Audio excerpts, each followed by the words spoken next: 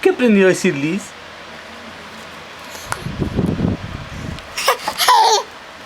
¿Y qué más?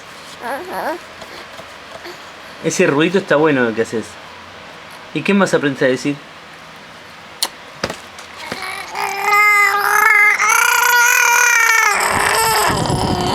Ahí están, dos soniditos, ese no sé cómo haces y el rrr. ¿Y las palabras qué tal? ¿Cómo vas con eso?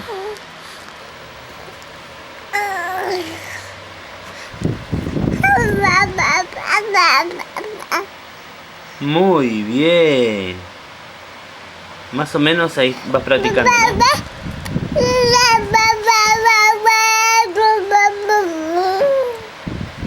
Bueno, va bien. Falta combinar un poco las palabras. Te felicito, Liz. ¿Querés decir algo más?